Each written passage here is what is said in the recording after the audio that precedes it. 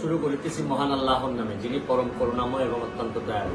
আপনারা ভাবতেছেন যে আম খাওয়া দেখাইতেছি কেন? আম তো সবাই খায়, আমিও রেগুলারই আম খাই, কিন্তু আজকের যে আমটা আমার জন্য খুবই স্পেশাল। এটা হচ্ছে গিয়ে গত বছর এই আম গাছটা আমি ওরে দিছিলাম। আমি এমপি হওয়ার আগে আমি 37,000 আমের চারা লাগাইছিলাম। এর মধ্যে একটা আম গাছের আম, 2টা মাত্র আম আসছে। এর মধ্যে একটা ও খাই ফেলছে, আর একটা আমার জন্য নিয়ে আইছে। তো এই আম রূপালী বলে এটারে, বগুড়া থেকে আনা, এবং খুবই টেস্টি। এবং নিজের মানুষকে দেওয়া গাছ থেকে যে আম কেউ আইনা যদি খাওয়ায়, তাহলে যে কি ভালো লাগে।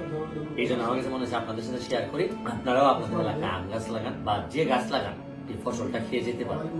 আর নিজের ছেলে বা মেয়ে যখন বাবার জন্য কিছু করে, তখন যেরকম ভালো লাগে, এই নিজের গাছ থেকে আম আসলে তখন সেরকম ভালো লাগে। ভালো থাকবেন, সুস্থ থাকবেন। আর আমার সোনারঘাট মাধবপুরে আম খাওয়ার দাওয়াত দিয়ে রাখলাম আপনাদের সবাইকে। আর তুমি যত্ন করছো আম গাছটাতে না? কয়টা আম দিছে? আম দিছে 2টা করে। 2টা আম ধরছে এবার। 2টা মানে আমার আম্মা সাথে কোন আপনাদের একটা খাওয়া মিলা বলতে কোন টাইনার মাধ্যমে টাইনার এটা মধ্যে অধিকার আছে এটা। ও আচ্ছা আচ্ছা, তোমার আম্মার আমার অর্ধেক দিছে। আম্মা যতবার আইবো আপনার অর্ধেক দিতাম। যত বছর আইবো আগামী বছর অনেক আম হইব। তোমার আম্মার দোয়া রইল।